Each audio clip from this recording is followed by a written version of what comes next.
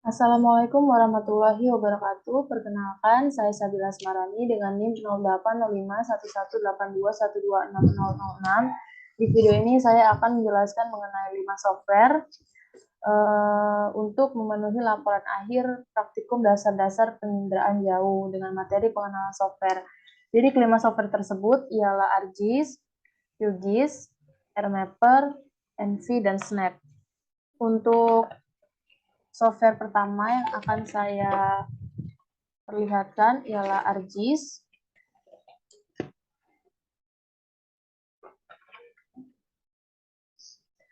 Jadi kita pertama buka dulu softwarenya ArcMap. Jadi ArcGIS ini sendiri adalah software yang dikelola atau dikembangkan oleh ESRI atau Environment Science and Research Institute yang merupakan kompilasi fungsi-fungsi dari berbagai macam software GIS yang berbeda seperti GIS desktop, server, dan GIS berbasis web. Nah, software ini mulai dirilis oleh ESRI pada tahun 2000. Dan produk utama ArcGIS ialah ArcGIS Desktop yang memiliki 3 komponen utama, yang merupakan ArcView, ArcEditor, dan ArcInfo. Oke, jadi kita sudah masuk ke tampilan softwarenya, karena kita akan membuat map baru, kita klik New Maps, lalu kita klik Blank Map. Oke. Ini merupakan tampilan awal dari software ArcMap yang merupakan bagian dari ArcGIS. Di sini terlihat berbagai macam fitur yang bisa dioperasikan di software ini. Ada file, edit, view, bookmarks, insert, selection, dan lain sebagainya. Oke, jadi langkah pertama, kita klik Add Data, Add Base Map. Kita tunggu. Lalu kita klik Imagery, Add.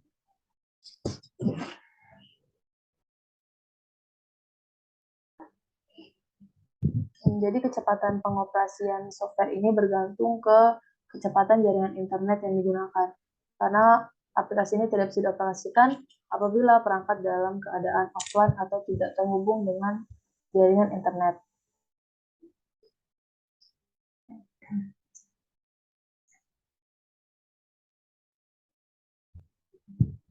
Oke, jadi ini merupakan World Imagery atau peta dunia.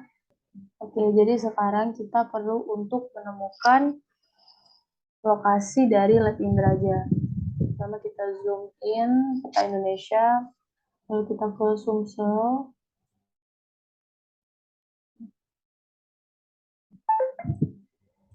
Selanjutnya kita perlu ke Kabupaten Ogan Ilir.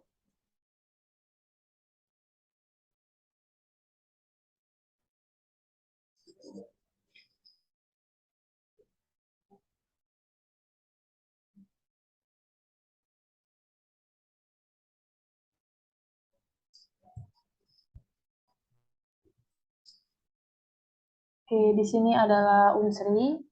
Bisa kita zoom. Lalu kita mencari lokasi dari Lake Indraja.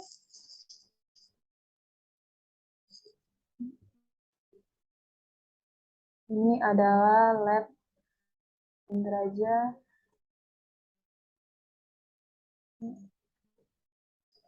Selanjutnya kita ke rectangle untuk menandakan map tersebut. Kita menggunakan marker, lalu kita klik. Oke.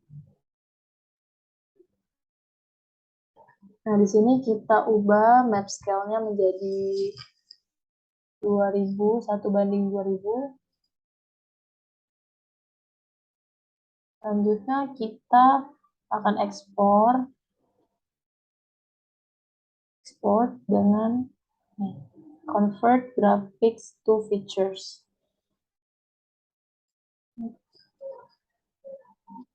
Lalu kita harus mengingat lokasi dari penyimpanan convert graphics tadi. Kita klik OK. Yes. Nah, di sini bisa diubah baik simbol maupun nama. Kita ubah menjadi oke.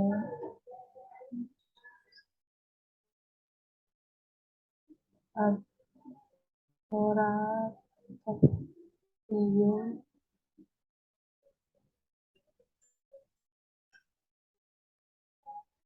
Oke, sekarang kita ke view, layout view. Kita ubah dulu page setup-nya, page and print setup.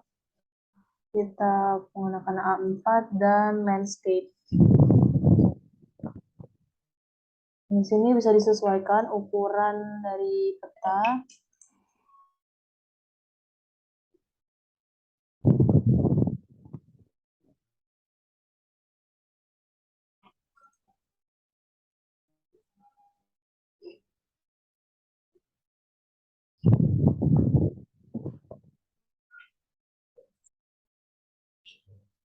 Oke, selanjutnya kita klik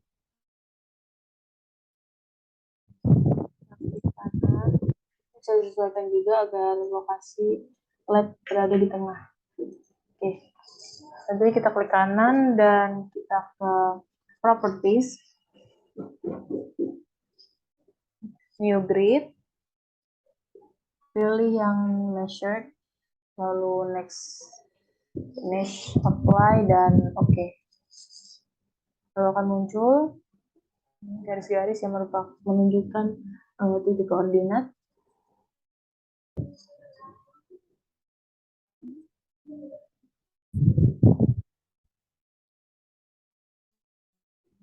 Oke, selanjutnya kita akan menambahkan beberapa elemen seperti legend, lalu identitas diri, dan lain-lain di sebelah kanan. Oke, pertama kita ke rectangle, kita klik rectangle, lalu kita membuat kotak, sesuaikan. Oke, kita klik kanan, lalu properties, colornya diubah menjadi no color, dan outline colornya diubah menjadi hitam. Lalu kita tambahkan teks.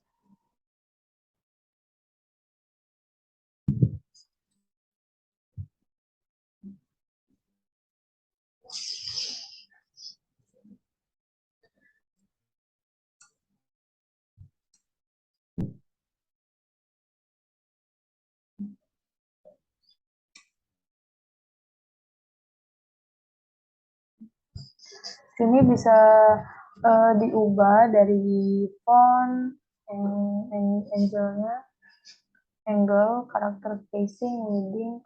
Lalu kita bentuk paragrafnya kita ubah di kata tengah. Oke. Nah, untuk mengganti font juga di sini bisa kita ubah menjadi TMR. Ukurannya bisa kita sesuaikan agar tidak terlalu kecil dan tidak terlalu besar.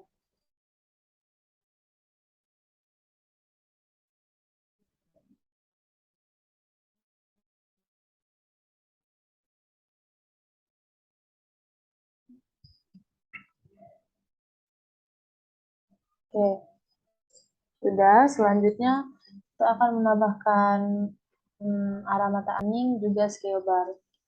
Dan tadi kita klik rectangle, sesuaikan dengan kotak yang atas agar tidak berbeda dari baik panjang maupun lebarnya. Sama seperti yang tadi, color diubah menjadi no color dan outline-nya diubah menjadi warna hitam. Oke, untuk menambahkan arah mata angin, itu kita bisa klik insert, lalu ke north arrow. Nah, di sini ada berbagai macam pilihan. Saya akan memilih yang Esri Note 7. Oke, sini bisa kita besarkan sedikit.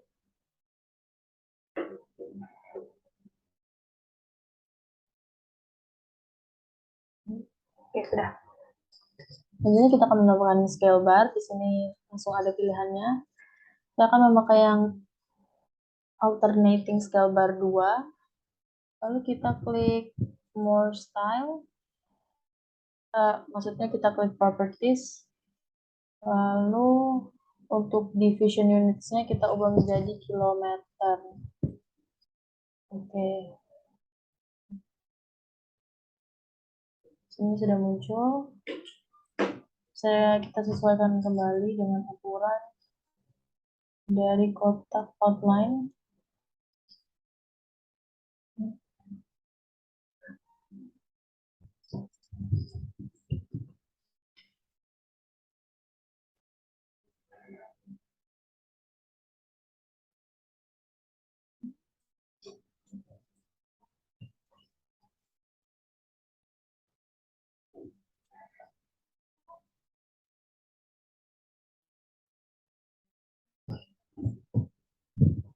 Oke, selanjutnya kita akan scale text.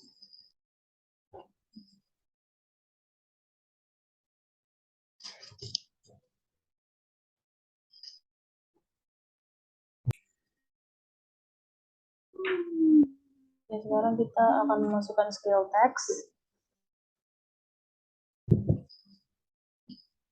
Properties kita ubah menjadi stylenya absolute. Oke, dan maka dia akan muncul skala sesuai dengan yang tertulis di sini, yang mana sebesar 1:2000. Oke, selanjutnya kita akan memasukkan legend. Kita ke insert, klik legend, dan karena kita hanya akan memasukkan laboratorium penginderaan jauh, yang lain bisa langsung dipindahkan ke kiri, lalu next, sampai ke finish. Oke, maka di sini akan muncul, bisa disesuaikan. Kita samakan fontnya, Times New Roman, lalu bold,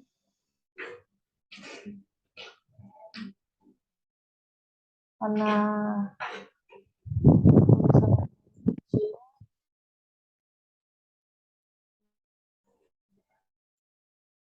bisa kita potong saja.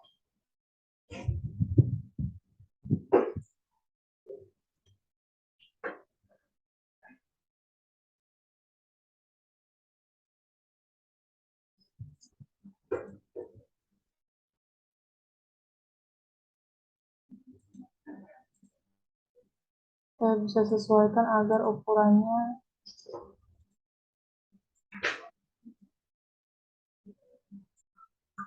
oke. Selanjutnya kita akan memasukkan nah kecil. Kita bisa langsung klik insert, data frame. Oke, data frame kita klik kanan, lalu add data. Kita klik S1 Indo. Nah, muncul peta Indonesia. Lalu bisa kita klik kanan, properties, kita ke extend indicators, lalu layersnya kita pindahkan ke sebelah kanan. Klik apply, oke. Nah, maka di sini akan ada penanda lokasi yang tadi kita zoom atau tandai di peta yang besar. Bisa langsung kita zoom in hingga terlihat. Oke, nah di sini kita bisa menambahkan jalan maupun bangunan dengan klik kanan lalu add data.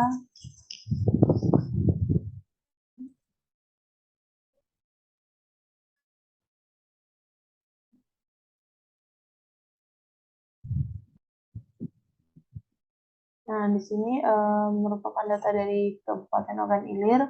Kita klik bangunan, add, sudah muncul. Lalu kemudian kita add data kembali, kita tambahkan jalan. Nah, maka sudah muncul seperti ini. Selanjutnya kita akan tambahkan grid. Sama seperti dengan peta besar tadi, kita klik measured grid, next, finish, apply, oke. Nah, maka akan jadi seperti ini.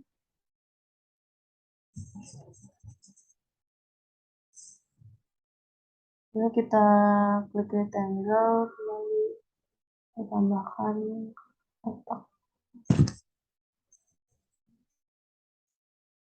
Properties, no colors, dan kubah hitam. Jadi seperti ini.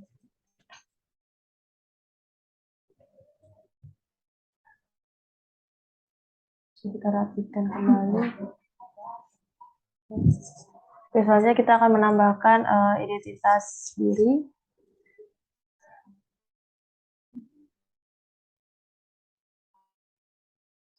Langkahnya sama seperti tadi, rectangle, lalu kita ke properties terlebih dahulu, hilangkan warnanya dan ganti warna outline. Oke. Nah, di sini kita tambahkan teks.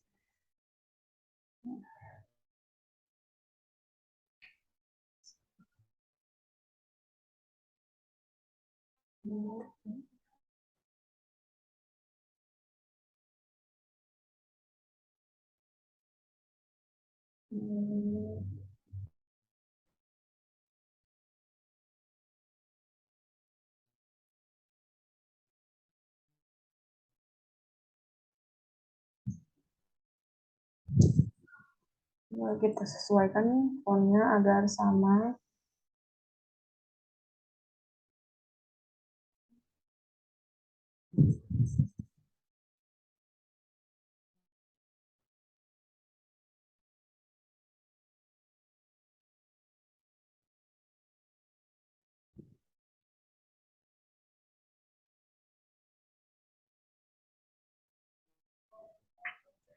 Oke, jika dirasa sudah pas, kita taruh ke tengah. Oke, lalu kita akan insert logo Unsri dari picture. Kalau ke logo Unsri sudah di-download, sesuaikan ukurannya agar logonya tidak menghalangi atau menutup yang lain. Bisa klik kanan, lalu ke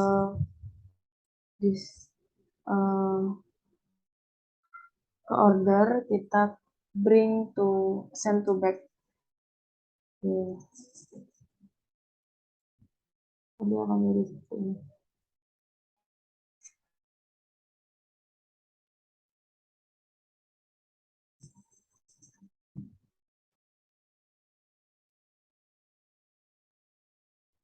Oke, jika dirasa sudah rapi, maka ini adalah hasil akhir dari layout kita Indraja melalui software ArcGIS.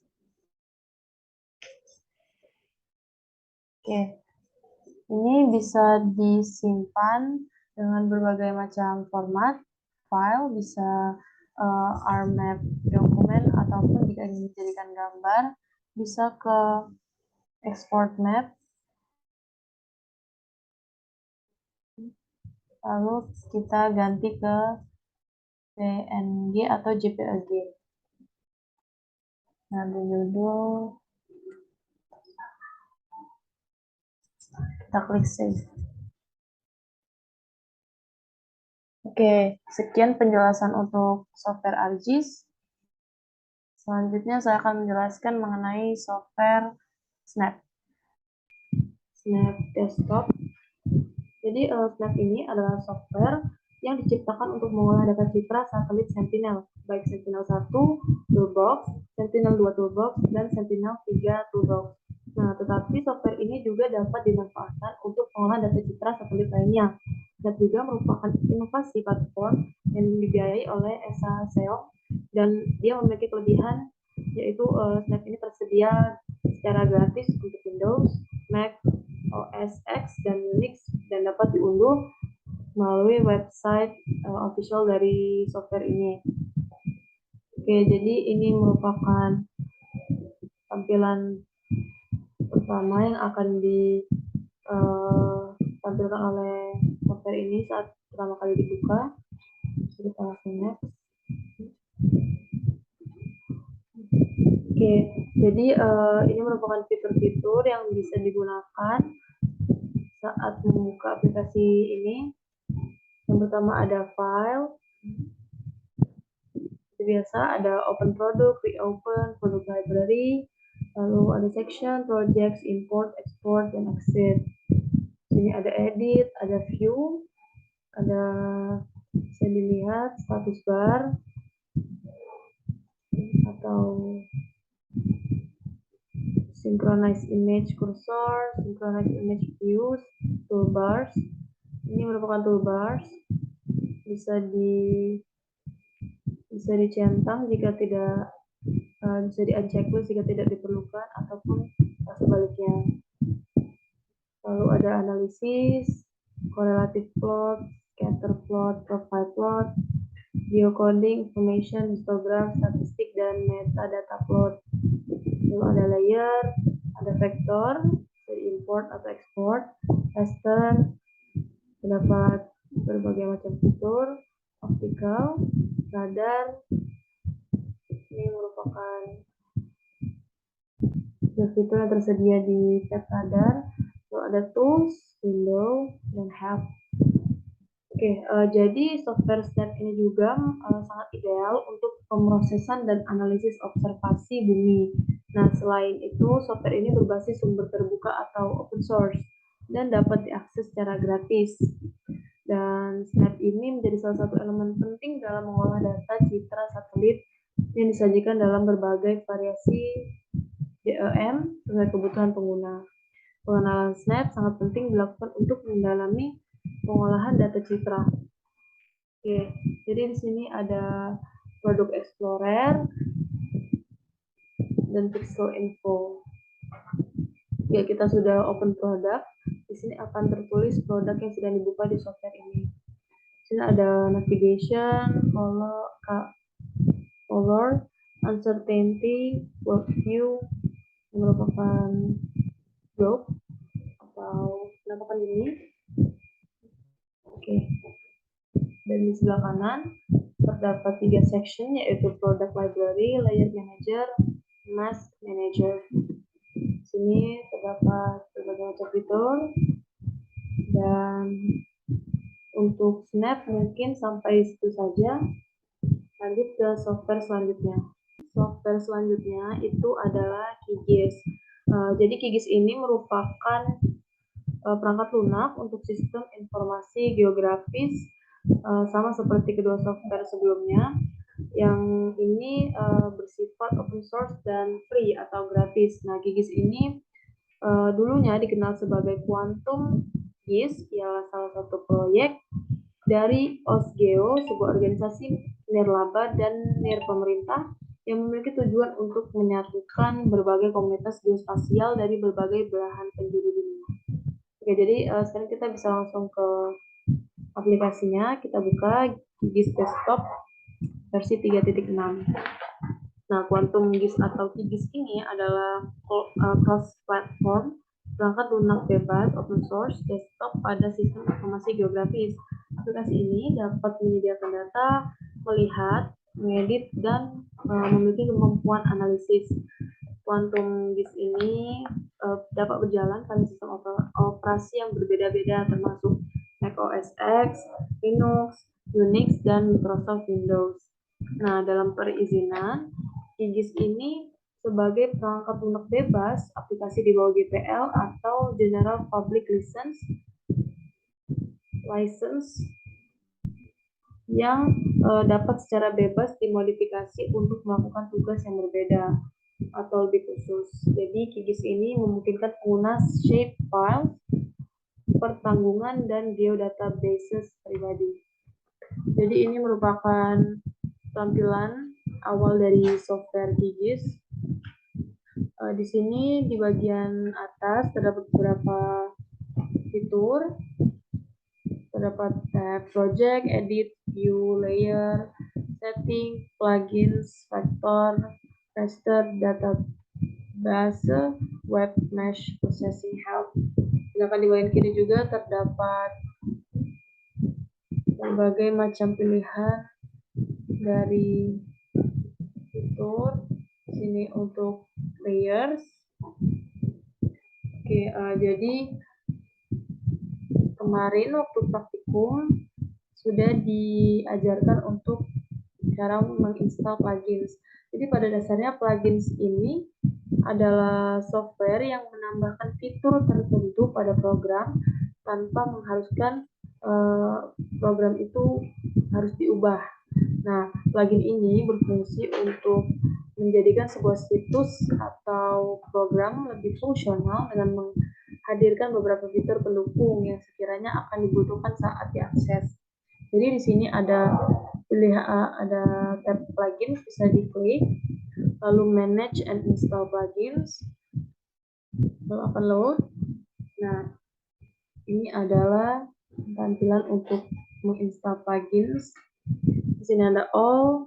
Ini adalah beberapa atau semua plugins yang tersedia dan dapat diinstal. Cara menginstalnya mudah, tinggal pilih plugins yang ingin diinstal, lalu di sini ada pilihan untuk install plugins. Dan di sini ada deskripsi dari plugins yang diklik. Di sini ada bagian install atau plugins yang sudah diinstal di software QGIS di perangkat tersebut. Nah, di sini kemarin sudah diajarkan untuk menginstal satu plugins, ialah plugins SCP. Nah, ini bisa di-uninstall, bisa juga diinstal ulang. Ini yang belum diinstal, dan ini plugins yang dapat diinstal dari mengupload file yang berbentuk zip. Ini untuk pengaturannya. Selain itu, fitur-fitur dari QGIS ini sebenarnya hampir sama dengan software sebelumnya. Ada edit, ada view, ada project, ada web, ada database. Ini untuk fitur-fitur dasar seperti open project, save project, dan lain sebagainya. Sekian untuk software QGIS. Selanjutnya akan ke software yang keempat, yaitu software NV. Oke, jadi saya akan menjelaskan mengenai software NV. Jadi NV ini adalah software pengolah citra yang fleksibel, karena NV ini dapat mengolah beberapa tipe dari data citra yang berasal dari data citra satelit asli ataupun dari hasil olahan pengolah citra lainnya seperti AirDAS atau AirMapper. Pertama ada 3 komponen dari software ini, ya NV 4.3, NV Zoom 4.3, dan IDL 6.3. Kita buka dulu untuk NV. Nah, jadi NV ini merupakan software yang dapat mengolah citra yang berasal dari format generik seperti JPEG, TIFF, Geo, dan maksudnya Geo, TIFF, dan lain sebagainya. Perangkat lunak analisis gambar NV membantu profesional GIS atau Geographic Information System mengekstrak informasi yang bermakna dari citra untuk membuat keputusan yang lebih baik, dan dikerahkan dari desktop, di cloud, atau di perangkat seluler. NV dapat dikustomisasi melalui API untuk memenuhi kebutuhan proyek unik. Oke, jadi ini merupakan tampilan dari NV 4.3, karena jika kita belum menambahkan file atau data yang akan dikelola, maka softwarenya akan berbentuk seperti ini, tidak bisa full screen. Jadi ada beberapa fitur yang terlihat, fitur basic yang pada dasarnya hampir sama dengan software yang lainnya, software pengolah data citra yang lainnya. Ada file, open image, open external file, dan lain sebagainya. Lalu ada basic tools seperti resize data, convert, statistik, spatial statistik, dan lain sebagainya. Lalu ada classification, transform, image sharpening, color transform, lalu ada filter untuk mengubah hal seperti tekstur dan lain sebagainya. Lalu lalu ada spektral. Di sini terdapat lumayan banyak dari spektral, lalu ada map. Di sini berbagai macam pilihan fitur khusus untuk mengatur map atau peta, vektor, topografi, radar, window, dan help. Jadi kita sampai ke penjelasan software yang terakhir, yaitu AirMapper. Jadi pada dasarnya AirMapper ini adalah salah satu software atau perangkat lunak yang dapat digunakan untuk mengolah data citra atau satelit. Nah, AirMapper ini dijalankan pada workstation dengan sistem operasi Unix dan komputer PCs atau personal computers dengan sistem operasi Windows 95 ke atas dan Windows NT. AirMapper ini mengembangkan metode pengolahan citra terbaru dengan pendekatan yang interaktif, di mana kita dapat langsung melihat hasil dari setiap perlakuan terhadap citra pada monitor komputer. Oke, jadi ini bisa langsung di finish. Lagi tunggu. Nah, AirMapper ini memberikan kemudahan dalam pengolahan data sehingga penggunanya dapat mengkombinasikan berbagai operasi pengolahan citra dan hasilnya dapat langsung terlihat tanpa menunggu komputer menuliskan hasil tersebut menjadi file yang baru.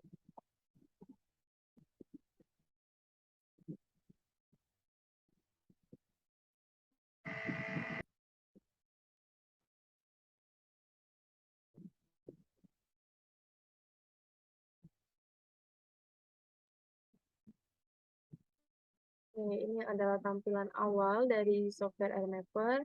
Bisa langsung kita klik OK.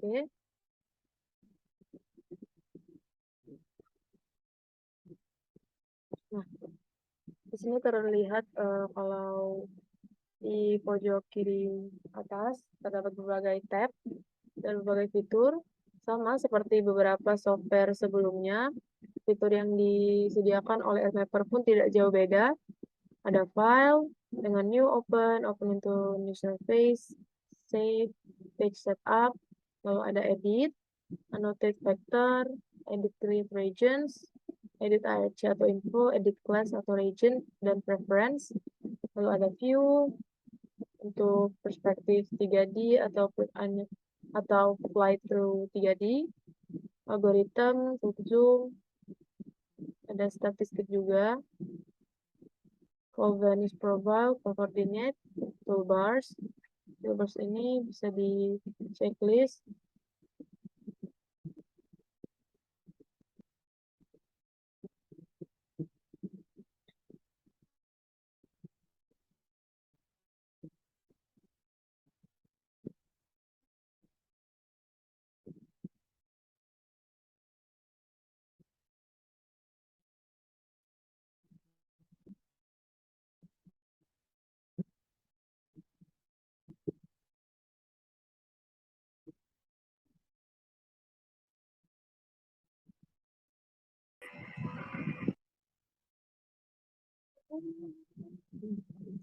Oke, nah di sini ada toolbars.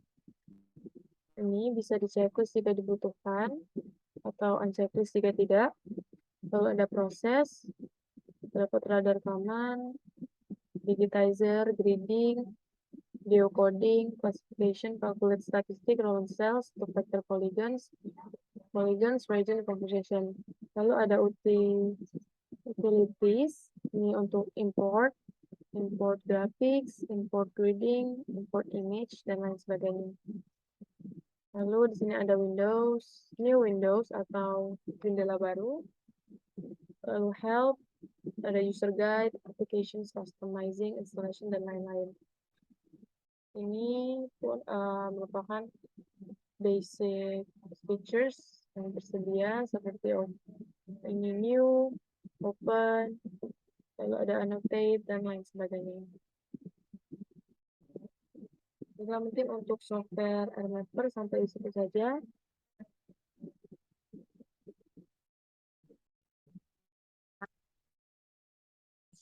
Terakhir, saya akan memberikan kesimpulan dari praktikum dasar-dasar penginderaan jauh dengan materi pengenalan software, yaitu bahwa kelima software yang telah dijelaskan tadi merupakan kelima software di bidang kelautan, khususnya di penginderaan jauh yang biasanya dimanfaatkan untuk membuat peta atau pemetaan yang nantinya akan mensupport kegiatan survei atau penelitian atau kegiatan lainnya yang berhubungan dengan pemetaan.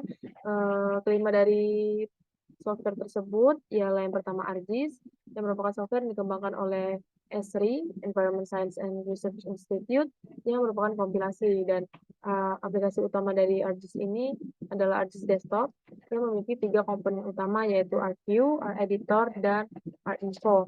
Yang kedua ada AirMapper, yang mana AirMapper ini adalah salah satu software yang dapat digunakan untuk mengolah data citra atau satelit. Nah, AirMapper ini dijalankan pada workstation dengan sistem operasi Unix dan komputer PCs. AirMapper ini juga memberikan kemudahan dalam penggunaan untuk mengolah data citra atau satelit karena hasil yang akan didapatkan dari pengolahan data di AirMapper akan langsung terlihat tanpa menunggu komputer menuliskannya menjadi file baru. Yang ketiga ada NV. NV sendiri merupakan software pengolah citra yang cukup fleksibel karena NV ini dapat mengolah beberapa tipe data citra yang berasal dari data citra satelit asli ataupun dari hasil pengolahan data citra lainnya seperti AirDAS atau AirMapper.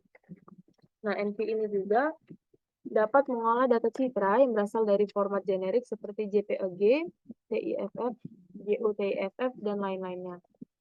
Selanjutnya ada QGIS atau Quantum GIS yang merupakan software dengan sistem cross-platform dan juga merupakan perangkat lunak yang bebas atau open source. Juga QGIS ini dapat didapatkan secara gratis. QGIS ini memiliki nama dahulunya adalah Quantum GIS dan aplikasi ini dapat menyediakan data, melihat, mengedit, dan memiliki kemampuan analisis. Selanjutnya itu adalah Snap atau Sentinel Application Platform yang merupakan software yang diciptakan untuk mengolah data citra satelit Sentinel baik Sentinel-1 Toolbox, Sentinel-2 Toolbox, dan Sentinel-3 Toolbox. Tetapi software ini juga dapat dimanfaatkan untuk pengolahan data citra satelit lainnya. Dan Snap merupakan inovasi platform yang dibiayai oleh ESA SEOM. Selain itu, software ini berbasis sumber terbuka atau open source dan dapat diakses secara gratis. Mungkin itu saja untuk laporan akhir praktikum dasar-dasar penginderaan jauh dengan materi pengenalan software. Jika ada kurang atau salah, saya mohon maaf. Terima kasih sudah menonton video ini. Saya ucapkan wassalamualaikum warahmatullahi wabarakatuh.